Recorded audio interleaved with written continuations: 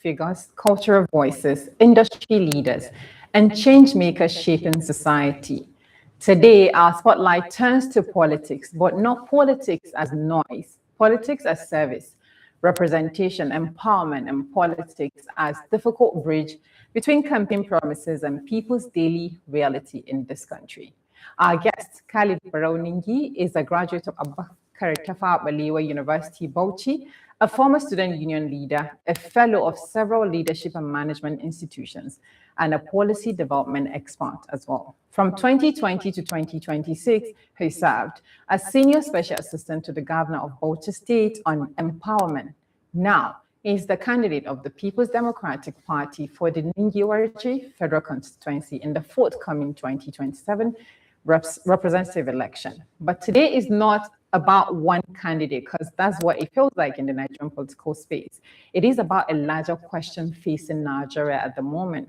What kind of representation do people need when communities are dealing with unemployment, poverty, insecurity, weak infrastructure, poor access to opportunity, and declining faith in politics? In 2023, Nigeria had over 93 million registered voters, yet only about 26.72% participated in the presidential election. That number tells us something really big. Citizens are not only tired, many are withdrawing from the political process. And in a country where women make up almost half of the population, only about 4.2% of members of parliament are women, according to IPU data. That raises another question. When we speak of democracy, who is still missing from the table? So today we ask, can youth leadership move beyond slogans? Can empowerment become measurable, not the sharing that we know, not ceremonial as well? And can constituency representation real results instead of just promises? And can candidates like KHALID NINGI convince voters that politics can still serve ordinary people? KHALID, welcome to Spotlight On. Thank you, Hajali. Let's start from where you begin.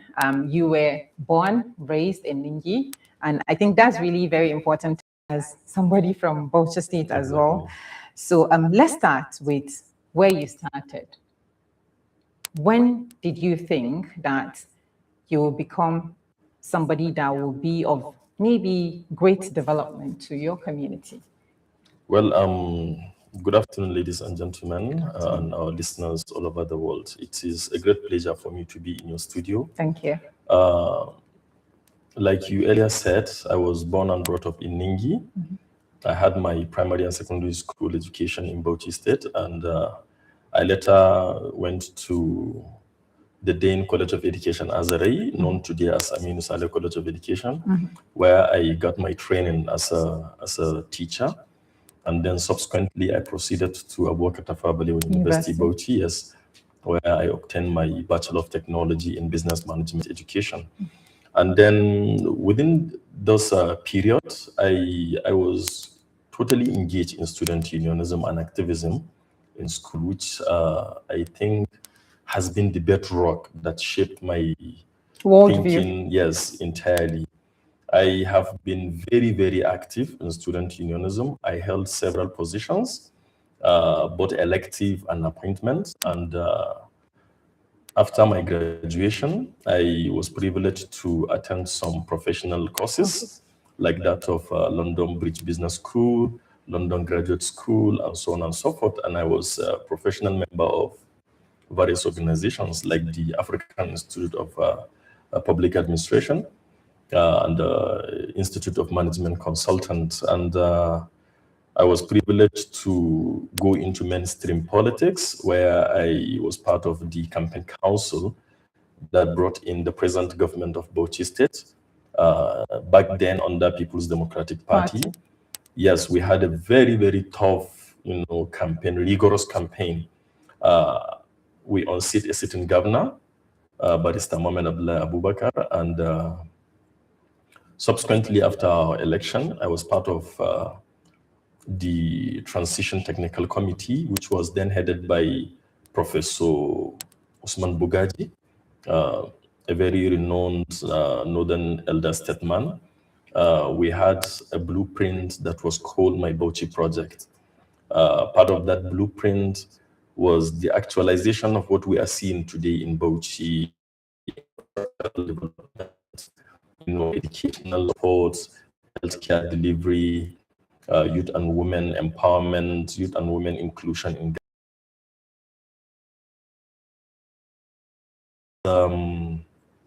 on empowerment, probably my own contribution, and because of the potentials the governor sees in me and his own belief then of youth inclusion in governance.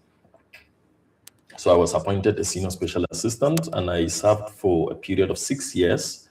Not quite recently, on the 31st of March, I put forward my resignation. Yes, because of some political intrigues and my own ambition. Not really ambition, because I was actually not the one who decided to go into running for an election. It was, my constituents, my community, people that sees the potentials in me and sees that maybe I have something to offer to my own community.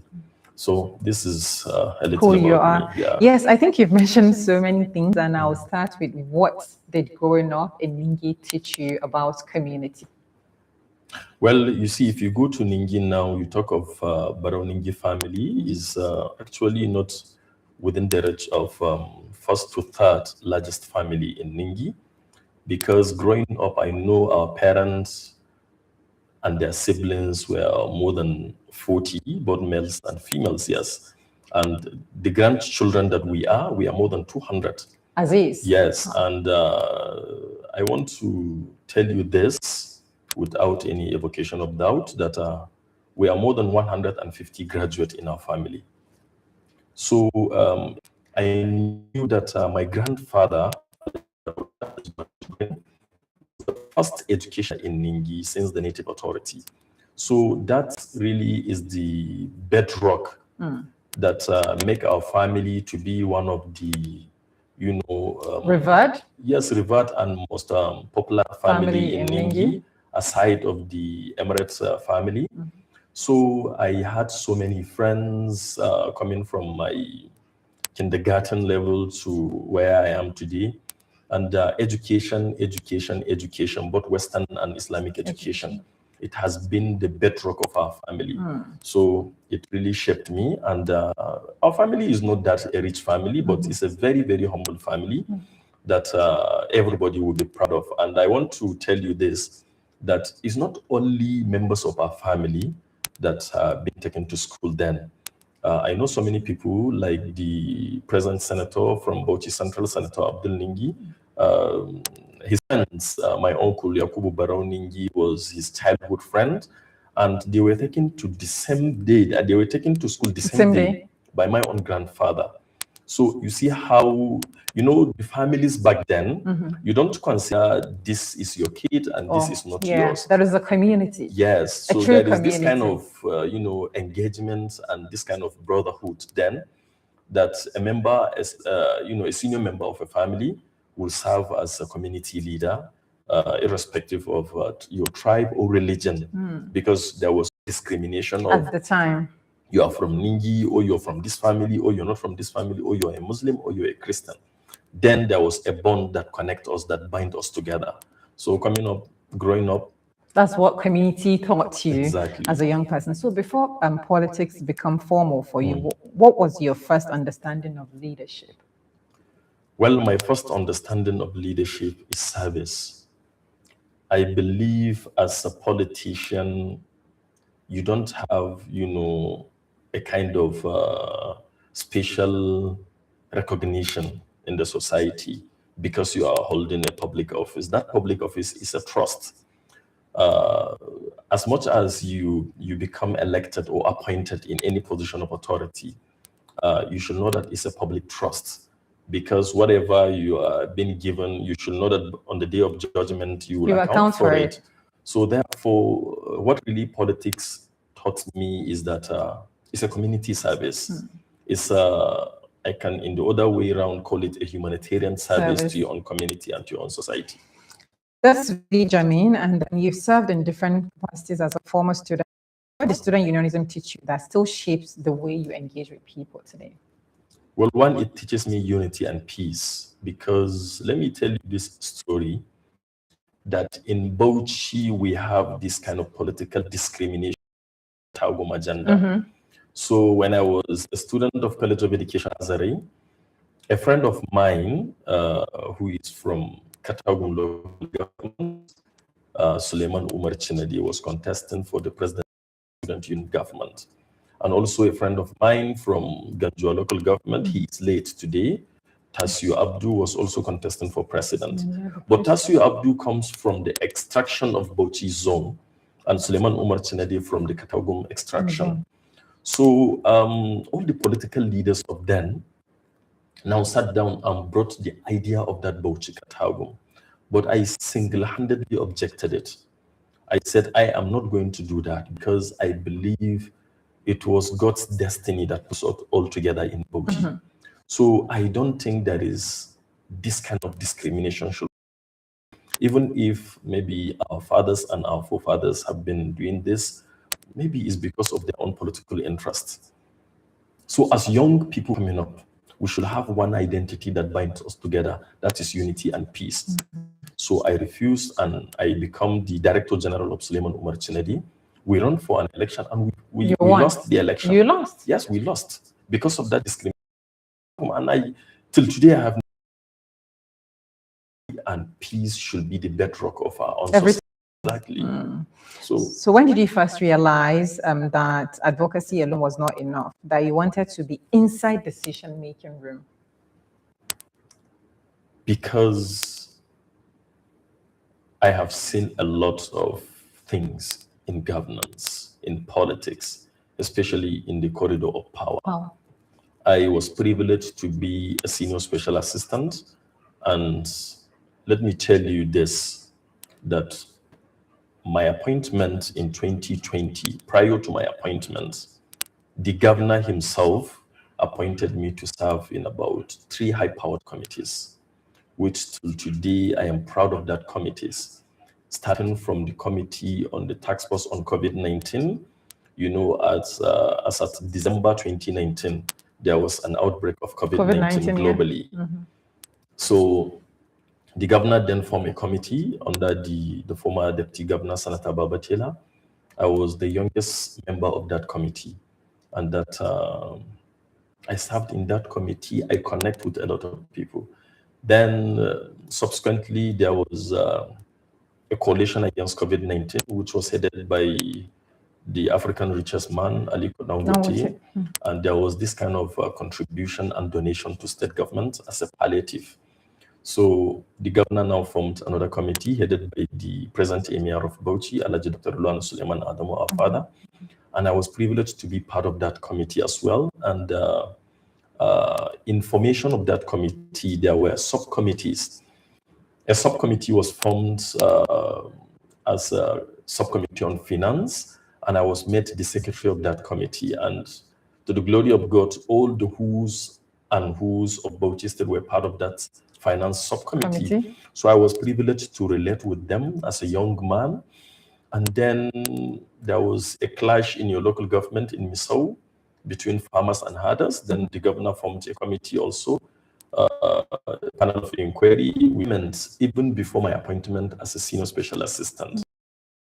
I now realize that we have a huge task as leaders coming up. So that was really what started bringing my attention to decision making, because I have seen in several places that we visited during that committee, panel of inquiry committee, that some decisions were made based on political reasons, and others were made based on the fact that this is the reality on ground. Then the aftermath of NSAS protests, Northern State governors met in Kaduna at Sakashim Ibrahim House, and there was a decision by the Northern State governors that a committee should be formed, you know, to discuss on youth inclusion in governance. So I was privileged to be nominated by my governor to represent Bauchi State. The committee was headed by the present Emir of Zazzau, Ambassador Nuhu Bamali. Yes, I was part of the committee. The present Deputy Chief of Staff to the President, Senator Ibrahim Hassan Hadija, was part of the committee. Paul and Talent, so many high-profile individuals. So I was privileged to, mingle around in the corridor of power and cycle, and I have seen how leaders make decisions, how leaders take decisions.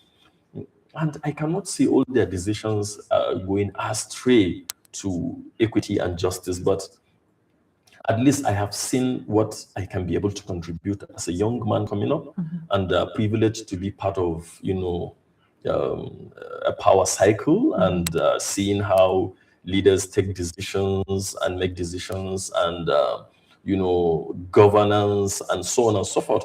So you decided that's really, where it's really a huge task. It is. Then I believe, as a young man and somebody who has a humble training, I know I have a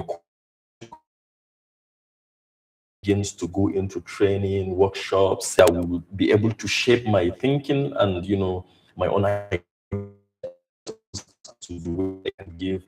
Anger or service, which one best explains now? Is it true privilege you join politics? Is it because you're angry at the way things are going? Is it because there is one ambition or something? Well, this is a huge question. I think is service and also anger of the way things are going. Particularly in my own constituency, yes. That's really huge. I mean, let's transition. Every political journey is sometimes a personal story, because you've mentioned a few things that were personal to you, but in the end, voters do not elect biography. They elect trust, competence, and a promise of service to let people talk about the kind of work that they do. Let's take a quick break. When we return, we'll continue from where we stopped. Stay with us. We'll be right back.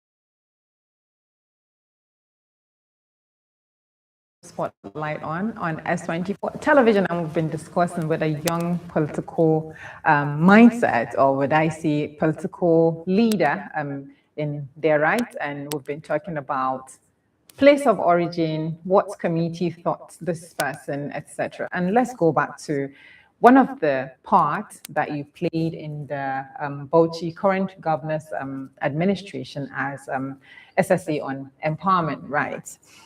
So impact of a school language, most times people are not able to differentiate what empowerment really means. To you, what is true empowerment? Well, I think even though I was appointed in that position as the first person to serve as the SSA on empowerment, so I had to go back to my drawing board to see how I can be able to make that appointment a meaningful one, something that after leaving office, I'll be very, very proud of, and the governor himself will be proud of. I think empowerment should supersede the act of just giving items, gifts, and so on and so forth. Empowerment can be in so many aspects, especially in area of education. There are less privileged children that are roaming the street and could not afford to go to school. It's a model of empowerment, because giving you is halfway giving you all that you need in this world to survive. So if government and people will take that as a core value of empowerment, I think the world will be, Nigeria will be a better place. So some people would say empowerment truly would be changing people's mindset. I think I listened to some speakers currently saying empowerment is when you're able to change the mindset of our people. And most importantly, because, it feels like we are used to just, is it grants or giveaways? So what differentiates true empowerment from giveaways? Because that's sometimes what I see empowerment from political class. Truly, let me pick it from your words. The changing of mindset the education is a true empowerment, not just giving that giveaways. That giveaways can be given, and in the next few days or weeks, it will be nowhere to be found. Yes. Would you say giving empowerment in sewing machines, motorcycles, food items, fertilizers would be enough to change the narrative? They can never change, but they are just ingredient of politics, because politicians adopt it as a means of, giving succor to the people, to the electorate. But I don't think that would be enough. To change Absolutely, things. it will not be enough. So during your time in office, what programs or interventions do you consider your strongest contribution to your people? Well, that is the most important part of my life. Prior to my appointment, after I was given that appointment, I sat down and put up an internal memo to His Excellency on the need for us to support the rural people, because I developed this idea because some people said in Hausa, "Da mu tura mota ta tafi ta bule mu da hayaki." So, like, we elect leaders, and they'll forget as much as they are gone, they will never remember the people. So the people at the rural areas have their immediate needs, and that immediate need, 90% of them is not about the social amenities. It's about what they will have to show as a sign of, giveaways from a politician. So I come up with that idea of empowering the young people and the women in our own rural areas. So I put up that memo and then sent it to His Excellency's desk. And a few days after, he called me to his office physically. "KHALID, I saw your memo. What do you intend to achieve with this?" And I told him my point. I said, "Sir, just go, and they will never come back again until we have voted again." So I was thinking, maybe we cannot make everybody rich. We cannot provide all the demands of the people, but at least we can give them something that will tell them, yes, we remember their effort, we remember their sacrifices to support us, to elect us into this office. So he now looked at my proposals and he was like, "You were very fair to this proposal." He said, "Please go and redouble it of the amount I placed for individuals." Yes. So I went and rewrite that proposal and then submitted to him, and immediately he granted approval. I want to tell you that we've spent over 4 billion naira in supporting young people across the board. What are the supports? Okay, are they long-term or short-term? Yeah, they are long-term supports. What we did was to create a form and then distribute that form of who you are, your religion, your tribe, your party affiliation. Distribute it, and a committee was set up from the state to the grassroots. And in the grassroots, most of the members of that committee were members of the community, like the Meanguas, the Masulitafis, the Gatai, and so on and so forth. Yes, they were part of that committee. So they were given a mandate to nominate people who are in their need of that support.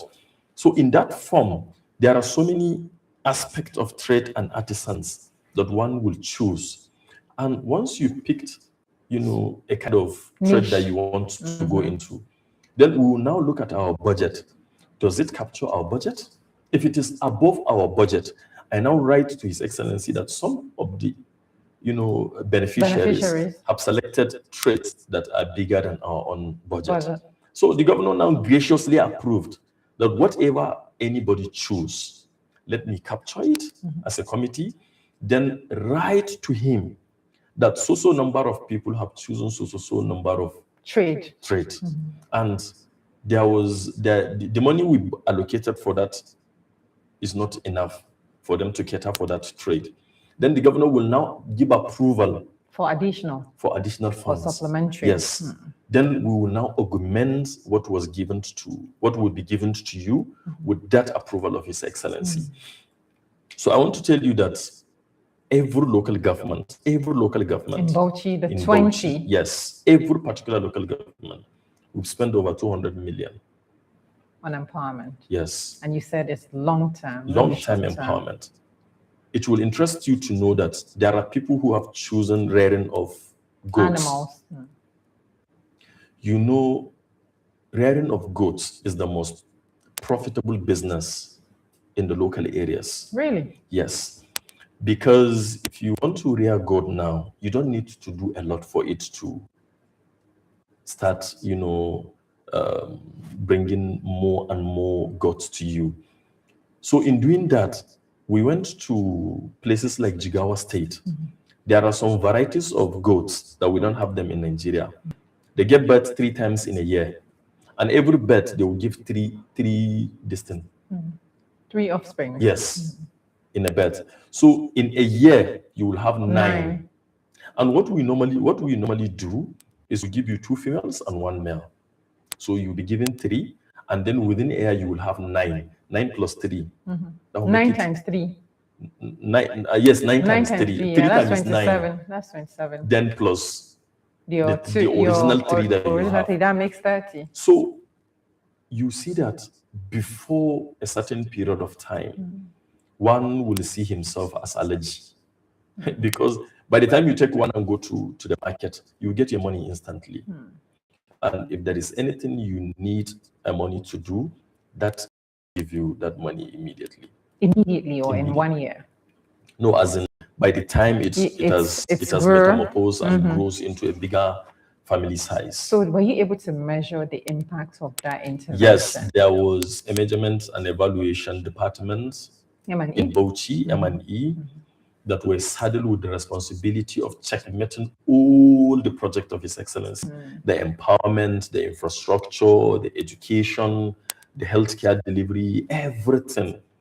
The M&E department was handling that, and sometimes what they normally do, like me now, what they normally do to me, they will just ask me to provide like 200 forms of individuals. That's beneficiaries. Yes, of beneficiaries. Your name is written, your phone number, and your contact address, and your picture is there. So once we give you the form, you fill it and you will remove a receipt on that for official purpose. Then by the time we finish the empowerment, we will retrieve the forms and keep it for safekeeping. So what we normally do, we'll just pick like 200 in NINGI or maybe 100 in NINGI. I would give it to the committee on M&E. So they will go and pick one form, and then somebody will just put a phone call to you. Hello, I'm so person from Bauchi State Government. I learned that you were given an empowerment of so item. Were you been given? Yes, I was given. And okay, what is the status now? Have you been able to manage it and make it impactful to your life? And somebody will say yes. And at the end of the day, that committee will set up a maybe 2 or 3 man committee to go to particular LGAs and invite those beneficiaries and see for themselves, is it true that what you were given, you were still managing it or not? So for people who were not able to manage, what did you do? Actually, there is nothing you can do, but you look at the ratio of the people that utilize the beneficiaries. Yes. By the time you have, the higher percentage above average, then it is at least achievable. So from your experience, what is the biggest mistake government do when it comes to empowerment? M&E, accountability, and transparency. So if someone receives support but remains dependent, do you think that empowerment succeeded, in your opinion? He receives support and remain dependent? Yes. It doesn't succeed. So what should we do for those kind of people? Well, I think that is where the changing of the mindset should come in. Should not only see itself, as empowerment to people, government, community leaders, and as well, the society should also have that as a responsibility, that we need to change the mindset of our people. You don't elect leaders and expect them to just come and start giving you money. What you elect leaders for, you elect them to go and serve. And bring development. So that's very important, and it's something that we need to dissect as well. So we've been maybe conditioned to believe when you elect people into elective offices, you're going to be asking them for support for naming ceremony, for feeding your family, etc. And that actually diverts the attention of these leaders. So instead of them to focus on development strides, they will be giving these things, and development doesn't take place with all these giveaways. That's what I call it. What should we be doing differently? Considering the Bauchi population, according to statistics, is 80% youth. So I'm sure that if you're to bring older generations, if you ask for a task to bring maybe people from above 70, you can barely count them in Bauchi as a so youthful population, but we're still dependent, out of school children and all of that. What can we do differently to change the mindset of our people from dependency? Our people will say, already. I think I will appreciate one young that I once saw him talk about this, Bello. He said he's not elected to give monies, dowries for weddings or maybe support for naming ceremonies. He's elected to serve the people of Kaduna North. And I think that is what leadership should be. You have to be bold enough to face the bull by the horn, because you cannot be elected and you relegate yourself to the aspect of giving support for naming ceremonies.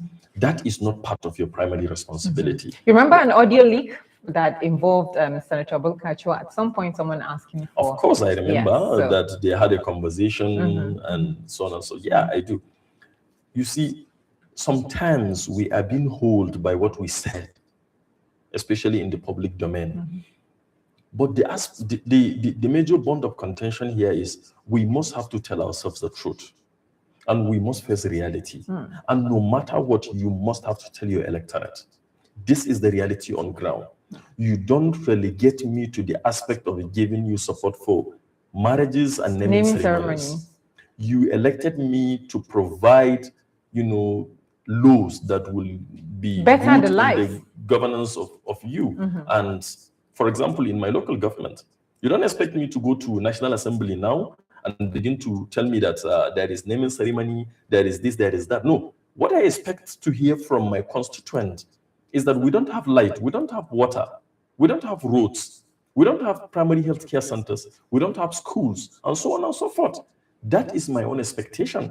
So the thing is, you have to face reality. You have to tell the people the truth. That's your expectation. That is my expectation. But over time, it's still politicians that weaponize poverty. And then people are very dependent. It's a long way to change that mindset. What would you be doing? Absolutely, I will keep on doing it. I will do it day in, day out. I'll keep on trying to, change the narratives, change the way our people are thinking. And I will never get tired of it. Okay, and now let's also transition. Empowerment is not just about giving people something like we've mentioned. It's about changing what they can do with their lives, right? That brings us to youth, women, two groups often praised in campaign speeches but neglected. Youth. If you check the youth involvement in Nigerian politics, it's still very low. The worst case is women. So let's dissect that. You're known as an advocate of youth and women inclusion in governance. Am I right? Yeah. So let's be direct. Nigerian politics genuinely ready for youth and women, or does it only use them for campaign mobilization? They use them for campaign mobilization. So what can we do to change Then that? we have to face it. We have to face the demon. Because I believe, and I want to say it clearly, that my own generation, if given the opportunity, will be one of the best generations. Why did you say that? Because we have potentials young men who are very, very ambitious to serve people. Ambition is different from vision. So what we see every day is we keep clamoring that young people should be given chance, women, children, because you will see maybe youth parliament where children are doing a lot. But when they come to serve, the system corrupt. What should we do in that? That is why I said we must have to give ourselves the opportunity. Let me give you an example of a young man, Comrade Bashir Goro. I was with him in Gombe in the year 2016-17, I guess. He was then trying to become a vice president of the National Association of Nigerian Students, NANS, External Affairs. And then there was a crisis in the election, and the election was postponed. So subsequently, when we left Gombe, he went back to Sokoto. He was then appointed as a commissioner. After serving as a commissioner in 2023, he became a member of the House of Representatives. Today, he is serving. It will interest you to know that in the entire northern Nigeria, I want to tell you that he is among the top 3 members. That are performing excellently well. Can you give us the scorecard? Yes, I can try at least. Apart from Bello Erufai, he's the second member that I know that gives scholarships to students, hundreds of them, to go to school. Scholarship within Nigeria. Within Nigeria. Because that's another thing to think about. Yes. We expend so much on foreign studies and improving the economies of this country, and we're not improving the education. That is why I don't have any idea of giving scholarships, even if elected, or as it is now.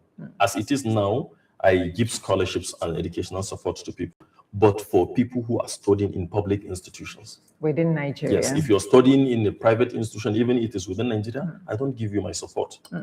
So we need to move young people from thinking about politics as excitement to coming as institutions of their own. You've mentioned 3 young persons that you believe are doing exceptionally well, and it would be nice to assemble these people in one room to see the way they can serve as case studies for development, for other people to emulate. Now, let's talk about what you will be doing in that regard. Say, for instance, you've known people that you think are doing well. What can we do to make them case studies so that other people would emulate? And what is the parameter we should put in place in terms of accountability? You see, media is an aspect that can make a place peaceful and united. And I think especially S24 should key into this.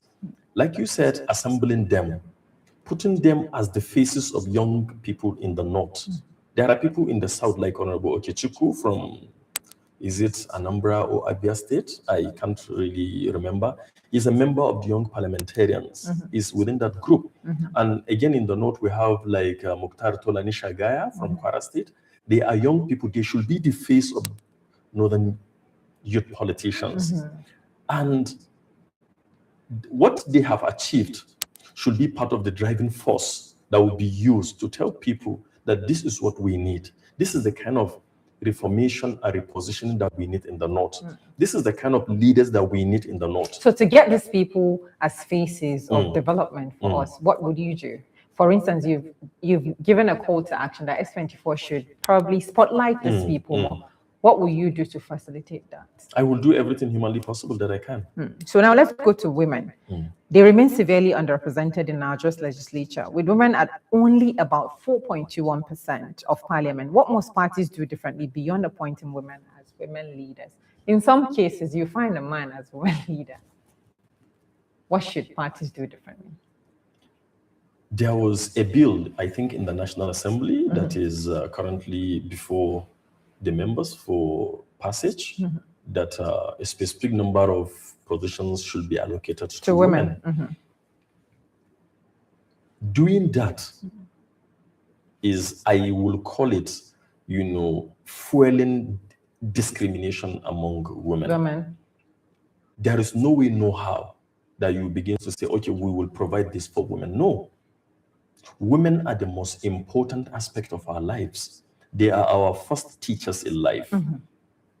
So discriminating them, saying that we will provide this for them, I think is wrong. Yeah, it's discrimination. It's discrimination. Because they can be equal to the task. We're not talking about equality. Yes. We're talking about equity. Yeah. So you don't just say, okay, we will provide this for women. No.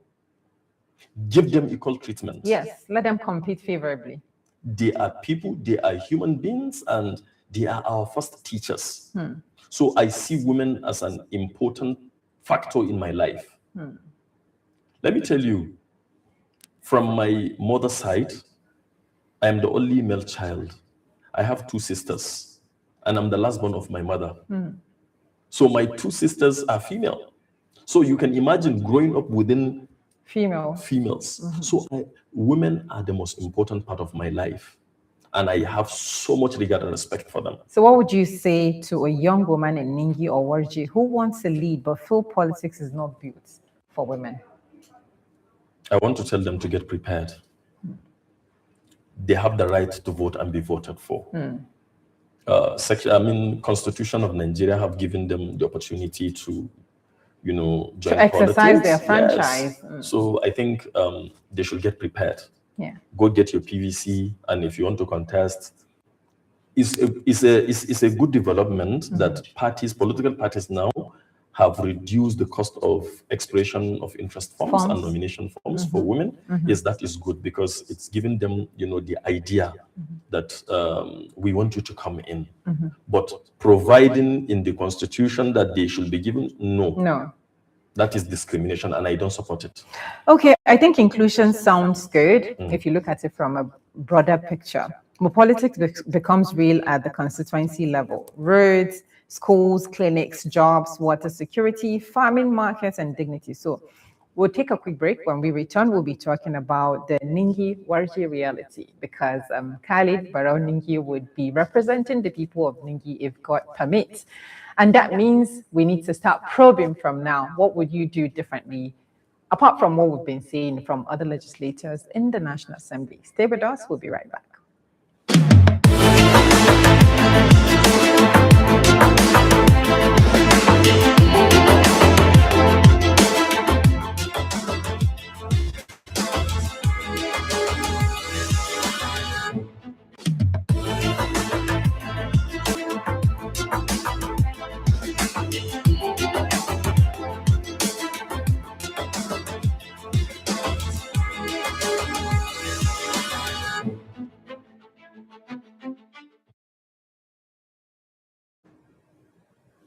And welcome back. You're still watching Spotlight On, and we've been talking to KHALID BAREU NINGI.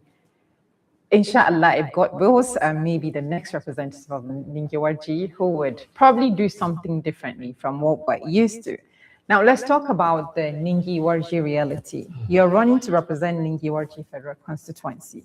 What are the three biggest issues people raise when you meet them directly after getting your nomination form and being the flag bearer of this constituency from the PDP, right? It will interest you to know that today NINGI Warji is 50 years old. 50. NINGI Warji in 1976, and today we are in 2026. I want to tell you that NINGI is the second most densely populated local government in Bauchi State after Bauchi local government, according to the 2006 population census. Yes. But it's so sad to say this before the media, that today NINGI people can stay for like 7 to 8 months without electricity. It is also sad for me to say this, that after 50 years, today you cannot open a tap that is running and get water. It has been one of the greatest challenges to me as a young man coming up, thinking of giving my own contribution to the development of NINGI. I told myself, and on the day of my own affirmation as a candidate, I told the gathering that if God permits, I become a member representing NINGI Warji, my two major priorities will be electricity and water. Let it be the only project that I will do for a period of 4 years, and I'll just go. Somebody should come and take over. Because I feel so sad for a local government like NINGI to stay for more than 50 years without electricity, without water. And if you look at NINGI, NINGI is one of the urban local governments in Bauchi. And going back to the case of population, NINGI is the second most densely populated local government in the state. And NINGI, I think, is the third in Bauchi, then MMC, Maiduguri Metropolitan, NINGI.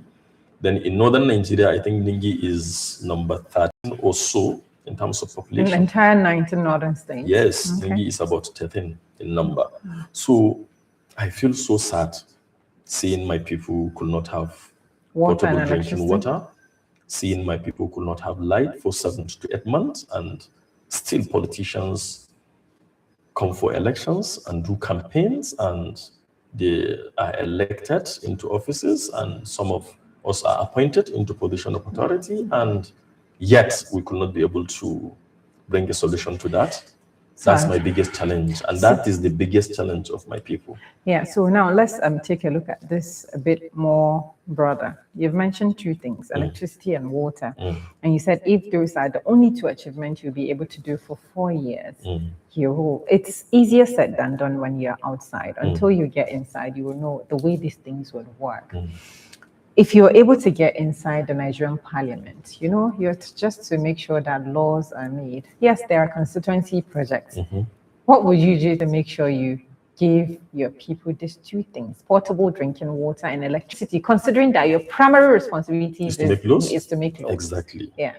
Haji Halima, you should know that apart from making laws, there are other engagements with especially ministries and departments of government, engagement with international communities, and we have a million ways to bring that solution to an end. Let me tell you a very quick story. About 4 or 5 months ago, I was confronted with the issue of electricity in NINGI. Then I was a senior special assistant, and people called me that we don't have electricity for like 7 months now. KHALID, please come and help us. We have talked to a lot of people, and yet the problem has been persistent. So, and I said, okay, I cannot give you an immediate solution, but let me try my best and see how best I can be able to support you. I stepped out from my own comfort zone to look for support. I raised money, close to 10 million naira. And to your greatest surprise, I gave my official vehicle, a Hilux, to the people. If you go to social media, you'll see it, to go and do that work. And I have sleepless nights to make sure that that electricity comes to NINGI. And wallahi, to the glory of God, after staying for like 7 months without electricity come back to NINGI. And I sat down and asked myself, if you see the kind of happiness and jubilation in NINGI, I was so sad. And I asked myself, so this little thing that I have done to people made impact. It has made impact, and people are so happy. Then I told myself that even before I become an elected member, I will go out and look for ways to see that I have brought a final solution to the electricity issue. Then I traveled now back to Abuja. I went to NISO, Nigerian Independent System Operators. The CEO of that agency is from Bauchi State. And I went to see him to see how we can be able to talk and discuss on the way forward so that a solution to that issue of electricity will come to an end. He told me that he doesn't have time. He has a meeting at the villa, but he wants me to sit down with his chief of staff. I sat down with the chief of staff. He's there in the social media. Now, the chief of staff went into the office and brought a file jacket for me. He opens the file jacket. I saw the approval of the Federal Ministry of Power that 11 power substations should be distributed. Should be created. Created? Yes. 11. And out of that 11, 3 were allocated to Bauchi State. Out of that 3, 1 was allocated to NINGI. But what the chief of staff told me was that there was no money for appropriation to do that work. Appropriation. So if we talk of appropriation, where? To the National Assembly. So he told me point blank that if we can be able to talk to our own legislatures, funding can come in during appropriations, and that work will be a story of the past. So, to your question, that making laws is our responsibility, absolutely yes. But you see, if you don't go out and engage with institutions, with agencies, with departments and ministries, you will not know all these things. So I came to realize that as a legislator representing Ningi, then I can be able to bring a solution of that electricity within the first year of my term in office. So that was what informed you, one of the reasons that informed your decision. Now, if elected, in what ways would you avoid becoming an Abuja-based representative who only returns during election? You've mentioned that. In what way would you not fall in that trap? Because it's easy to say when you're not there. I'll never fall in that trap. Because as of now, I have been, a constant visitor to my constituency. And I relate with my people every day. I am on social media to you that the former governor of Jigawa State, social media is an advisor on it. Whatever you want to know, if you go to social media, you will find. So I am a very, very active member of the social media, not because of the fun and the pleasure, no. For me to get knowledge and get information. And also pass information. Absolutely. So that is why I know that I am not going to be an Abuja-based politician. I will be a community-based politician. Okay, so now let's quickly go into PDP, party politics, and the 2027 contest. I learned that your principal, or it's on the internet and data that your principal migrated to another party. And you're running under the PDP. Why PDP when your principal left? In fact, that was even the reason why I resigned. I resigned because in 2019, we were elected under PDP. And we know there was a political gang-up that has never been done in Bauchi against my principal, Governor Bala Mohammed. But out of love, out of support of our own people in Bauchi, they voted for PDP. And as a man, I have a wife, I have kids. I knew that it is my own responsibility that when my house is in fire, I should be the one to find a solution to it. It's not, I don't think it should be good for me that when my house is in fire, I'll just pick my bag and leave the house so that maybe the house will get burned. No. I will stay in that house and try to find a solution to it. So PDP, Bauchi governor left PDP because of the crisis. And for me, I don't see that crisis as unresolved crisis. I believe every crisis can have a solution. So based on my conviction and my principles, I think I should remain in PDP. And I remain in PDP and I resigned. I left the government. Now, this is the key question. You remained in the PDP. Did you x-ray that the PDP is so dangling? PDP is not dangling. Okay. Why did you say so? In a very short sentence. Okay, in a very short time is, me and you, we cannot conduct elections. Yes. Who do conduct elections? Is the INEC. Yes, electoral Go to INEC website. Try to find out who are the leadership of the PDP. So we should stick to that. It should be Abdurrahman Mohammed led NWC. So what kind of campaign do you intend to do? Considering that, now people would say probably you're not loyal to your principal, so you might not get the support to be elected, etc. What kind of campaign would you It's not about loyalty to my principal. Governor Bala Mohammed will forever remain my mentor. I'm his mentee. But different political affiliation should not be seen as disloyalty. So should we consider you as sticking to your political ideology? Absolutely, and principles. Do you really believe political ideology and principle would work in the current state that we are in Nigeria? It will definitely work. It will absolutely work. Okay. Now, let's quickly go because we're running out of time. Okay. One more question before we call it a wrap. If your party position and constituency interests ever conflict, where would you stand? Now, you've shown that you stick with the PDP, but if there is any confliction of interest now, where would you stand? I will stand behind the truth. Okay. What role should our traditional leaders play in your politics to get into that position?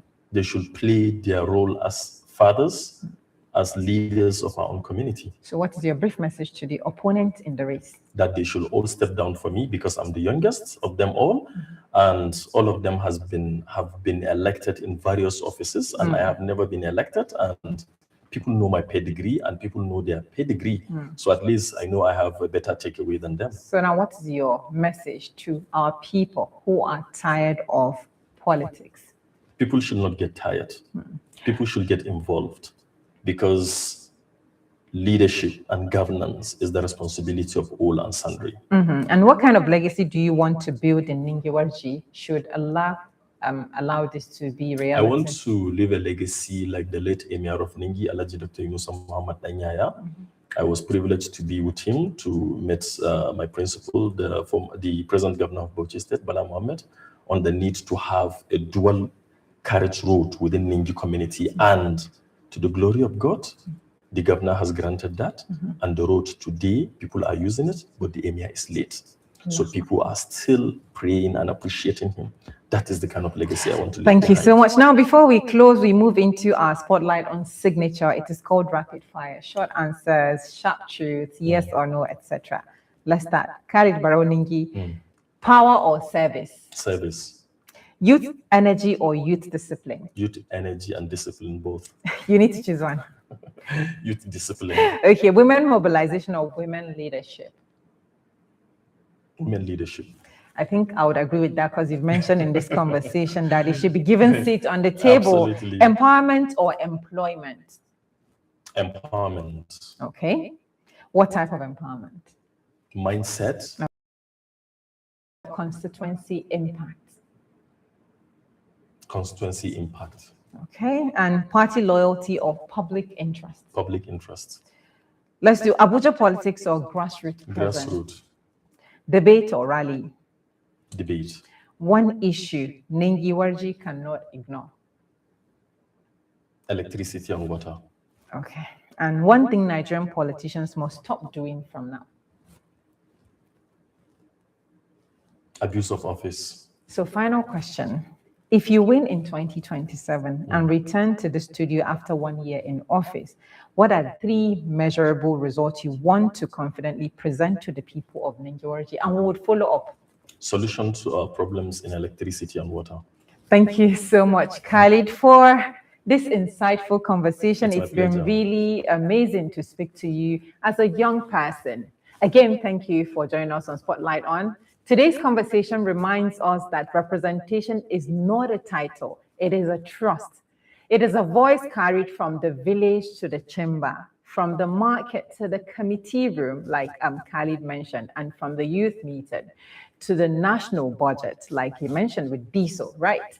And from the women's cooperative for the lawmaking floor. And Nigeria does not simply need younger politicians, it needs decisive young politicians with precision. It needs prepared politicians. It does not only need candidates who speak for youth and women.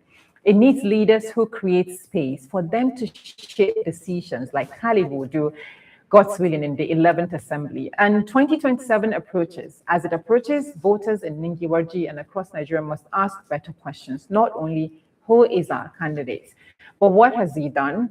What does the candidate understand? What will that measure be when they get to the office? And who will that person include in the development strides in their constituency?